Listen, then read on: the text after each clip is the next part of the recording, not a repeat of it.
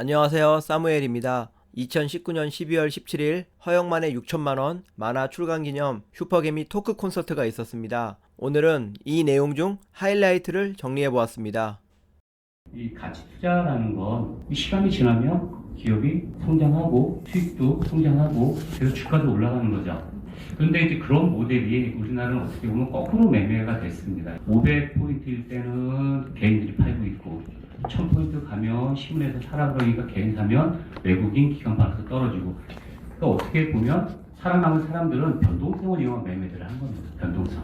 그 요즘 유행하는 테마주라든가 급등주를 보시면 기업 펀더멘털이 없어요. 그냥 나머지 다 그냥 고평가가 되어 있는데 가고 싶은 게 가는 거예요. 그걸 뭐 음모론적으로 얘기하면 세력이 있는 것만 간다고 얘기를 합니다. 이 펀더멘털이 없이 테마주가 급등을 하기 때문에 그 매도할 근거가 없어요. 대박이 나는 그런 매도 타임은 사실 급등주는 찾기 어렵습니다. 내가 매수를 했으면 그냥 내가 눈에 보이는 만큼만 먹는다예요. 내가 경험한 만큼만. 그 이상은 나도 모르고 시장도 모르고 아무도 모른다. 이렇게 가정을 하시고 하시면 자기만의 툴이 어느 날 생기는 건데요. 이 툴도 같은 종목에서만 해야 되는 거예요. 같은 현상. 떨어지면 사고 오름 팔고를 누구는 초 단위로, 누구는 분 단위로, 누구는 시간 단위로, 누구는 하루 단위로, 아니면 며칠 단위로 이렇게 반복을 하는 겁니다. 한 가지 기술을 가지고. 동일한 상황 속에서 계속 매수 손절을 연습을 했으니까 무형 기술이라고 얘기합니다. 그래서 그거를 터득하신 분이 성공들을 좀 하셨고요. 그리고 그 무형 기술도 얼마나 헛방이냐면요. 흥분하면 없어져요. 리셋돼요. 그래서 항상 365일 높은 정신력이 필요한 게 우리나라 한국형 트레이더의 현실입니다. 여기까지만 말씀드리겠습니다. 전통적인 가치 투자라고 하면 자산 대비해서 혹은 이익 대비해서 싼데 뭔가 좀 약간 결함이 좀 있는, 우리가 결함이라고 생각했던 부분들을 치유하거나 오해인 게 밝혀지고 거기서부터 주가가 스타트를 하면은 그런 것들이 이제 전통적인 가치 투자거든요. 그런 부분들이 잘 이제 통하지 않게 된 게 밸류적인 차원의 서프라이즈를 내면서 쫙 이제 올라가는 그림이 과거에 좀 많았던 건 전반적으로 좀 경기가 좋았던 영향이 좀 있었던, 그러니까 산업 경기가 좋았던 거죠. 중국이나 이런 데서 수요가 늘어나면서 리레이팅이 되면서 올라갔던 그런 게 이제 강렬하게 기억이 있다 보니까 이제 그때의 그런 부분들이 반복되기는 어렵지 않겠느냐라는 얘기신데, 저는 어느 정도는 동의를 하고요. 진짜 벤저민 그레엄의 제자라고 할 수 있는 그런 하우스들이 미국에 많이 있는데 사람들조차도 끊임없이 고민하고 거기에 맞춰서 진화를 해나가는 모습을 보여줍니다. 근데 이 사람이 그러면 뭐를 기준으로 해서 진화를 해나가느냐? 가치 투자자에 시작해서 트레이더로 진화를 하는 게 아니고요. 가치 투자의 본질, 리스크는 최대한 낮게 유지를 하면서 적정한 수익성을 단기적으로 발휘할 수 있는 방법이 뭘까를 계속 고민하면서 진화를 시켜나가는 모습들을 보면서, 아, 이것도 가치 투자의 어떤 근원적인 어떤 철학들 하에서는 그런 방법들이 충분히 진화를 해 나갈 수 있다는 생각이지, 전통적인 방법을 고수하는 거가 그냥 가치 투자를 고수하는 거다라고 얘기하기에는 저희보다 훨씬 앞선 사람들도 그냥 진화하려고 노력하는 걸 보면서 그런 것들을 많이 느끼고요. 최근에 나온 책 중에서 워렌 버핏 투자의 역사라는 책이 있는데, 그 책이 버핏이 이제 어렸을 때부터 했던 20가지 사례들이 나오거든요. 버핏도 그 안에서 진화를 해 나가는 모습을 볼 수가 있고, 그러니까 저평가된 기업을 사서 너무 말을 안 들으니까 이 밸류를 언락시키려고 이사회를 장악하고 지배주주가 돼서 현금만 빼고 다 팔고 이런 것들이 나오는데, 하고 나서 버핏이 나 이거 도저히 못해. 이거 내 적성이랑 잘 안 맞는데, 사람 자르고 이런 게 본인 성격이 잘 안 맞았던 거죠. 그러면서 다음 방법을 찾고 하면서 이제 지금에 이르렀거든요. 그러니까 저는 충분히 진화할 수 있는 부분인데, 다만 2단이 되지 않기 위해서는 정말 이 본질이 뭐냐, 본질에서 벗어나지 않는 범주 내에서는 시대에 맞게끔 발전을 시켜나가는 게 올바른 고민이라고 생각합니다. 반드시 그렇게 해야 된다라고 얘기할 수 있는 방법은 아니고요. 왜냐하면 회사라고 하는 게 저는 좀 보는 관점이 다른 것 같아요. 저는 트레이딩 관점보다는 실물, 실체, 그 회사를 다니면서 느끼는 것과 동일하게 저는 투자하면서 접근을 하거든요. 근데 그러다 보면 여러 가지 일들이 생기잖아요.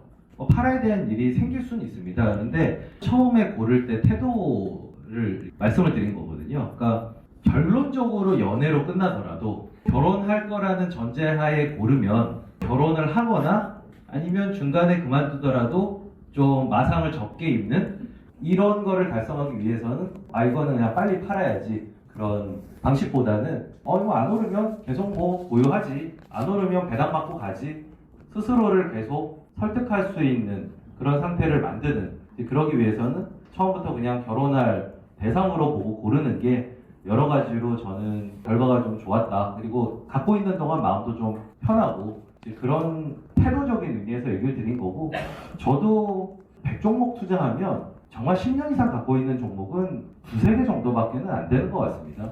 그런데 그 두세 개를 5개, 6개, 10개 이렇게 만들고 싶은 개인적인 욕심이 있거든요. 난 아무리 생각해도 밤에 잠도 너무 잘 자고 주식에서 조금 탁월한 성과까지는 아니지만 마음 편하게 좀 어느 정도의 만족할 만한 성과를 거두고 싶다라고 하면 이제 그런 분들한테는 제가 이제 가치 투자적 방법을 알려드릴 수 있겠다라고 해서 이제 만화에 출연을 하게 됐거든요. 딱 정해진 공식은 없다라고 생각을 하고요. 어떤 한 회사를 정말 깊이 있게 분석해서 정말 이 회사가 굴러가는 거를 완전히 통달을 하게 되면은 어떤 저울을 써야 되는지가 자연스럽게 떠오르는 것 같습니다.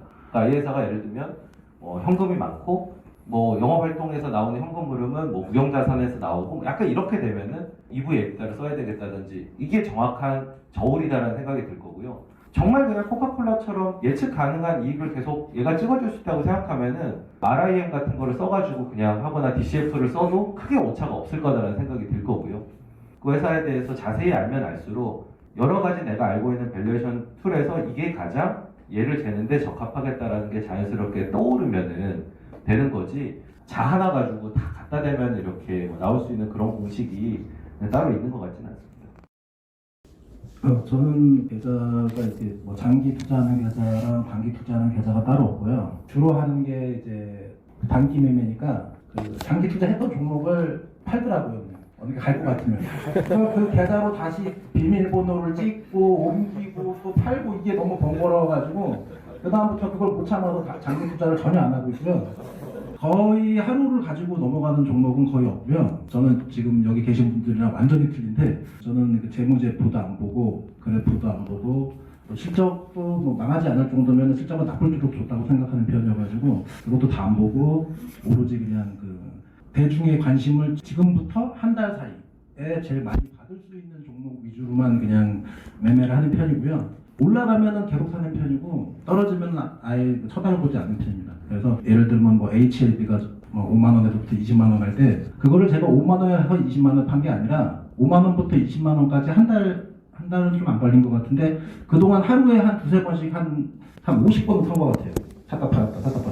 올라가는 종목 가지고 계속 그걸 사는 거예요. 거래량으로 판단하거든요. 거래량이 확 줄어지기 전까지는 장에서 누구나 관심이 갈 만한 종목을 위주로 계속 매매를 하는 편이고요. 이렇게 얘기하면은 다 사기꾼 같이 들리는데 제가 이렇게 하는 매매 이런 얘기하면요 다 사기꾼 같이 들려가지고 그 전업 투자자를 수없이도 많이 만나봤는데 돈 번 사람은 제가 한 3명 본 것 같아요.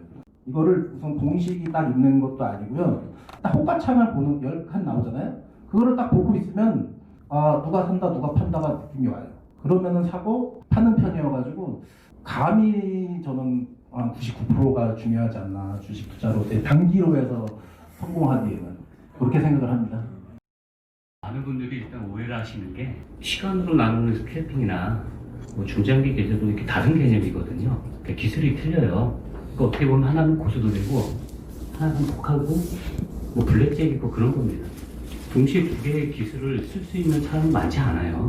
한 경지 완벽히 오르기도 힘들지만 시장이 어렵잖아요.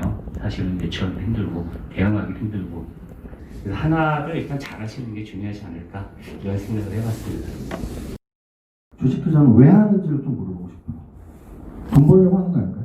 부자가 되는 게 목적이라면 여러분들이 타입을 잘 아셔야죠. 앉아 계신 분들 중에 좀 이렇게 발빠르게 매매하고 변동성에 민감하고 이런 분들은 한번 매매를 해보셔도 돼요. 또는 그렇게 단기 매매 해봤는데 나는 맨날 손절매만 하고 맨날 손실만 나. 그러면 중장기 투자로 공부를 열심히 하셔서 가치 투자를 하시면 돼요. 그래서 제가 보는 관점은 여러 가지 매매와 투자 다 해본 관점으로는 자기 자신이 무엇을 잘하는지, 가치 투자자인지 가격 매매자인지 그거를 먼저 판단을 하시고, 만약에 내 적성은 가치 투자자에 맞아? 그럼 재무제표 공부 열심히 하시고, 또 앞선 가치 투자자들이 어떤 식으로 가치 분석을 했는지 공부를 하시면 되고요. 나는 단기 매매가 맞아? 그럼 앞선 유명 트레이더들이 어떻게 트레이딩을 해서 차트만으로 또는 재료만으로 수익을 냈는지 공부를 하시면 돼요. 그래서 결국 우리가 여기 앉아있고 투자하는 이유는 돈을 벌기 위한 것이라는 것만 기억을 하신다면 자기 자신한테 좀 맞는 방법을 찾아서 연구를 한 병만 다도 좀 성공적인 투자를 하지 않을까 뭐 그런 생각을 해봅니다. 저희 같은 경우에 목표는 지수 변동성의 노출성을 최대화시켜서 저희는 절대 수익을 완성시키려고 하는 저희 목적을 가지고 있고 주식이 빠지든 오르든 연 10% 정도면 승부할 수 있다라는 생각을 갖고 있기 때문에 저희는 그런 전방위적인 방법을 가지고 하고 있습니다. 그래서 이제는 위험 자산에 대한 익스펙테이션이 많이 높겠다라는 판단을 하고 있고 저희가 그렇게 힘들게 끌고 왔던 미중무역에 대한 합의가 1차적으로 완성이 됐고 또 내년 대선 이전까지 2차를 하겠다라는 의지를 강력히 미국에서 좀 시사했기 때문에 굉장히 큰 어떤 또 어프로치인 것 같고 우리의 도전이 될 것 같아요. 그래서 또 내년에는 그런 강한 어떤 한 번의 큰 흐름을 또 맛볼 수 있는 기회가 되지 않을까라고 조심스럽게 예상하고 있습니다. 돈을 좀 챙겨야 되겠다라는 생각을 한다 보면은 절대적으로 이 많은 시간을 여기다 투자를 해야 된다고 저는 봐요. 지난번에 제가 갖고 있던 게 18%가 떨어지더라고. 그러니까 아무리 생활비를 거기서 꺼내지 않는다고 치더라도 굉장히 우울합니다. 그래서 그날 저녁에 술 친구들 찾았어요. 근데 처음으로 이 돈이 날아가니까 이런 기분이 되는구나.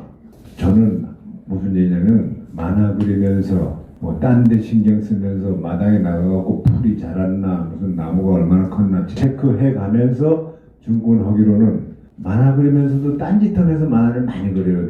근데 증권만 집중적으로 이제 생각을 한다는 그 자체를 저는 못 참을 것 같아요. 너무 답답해서.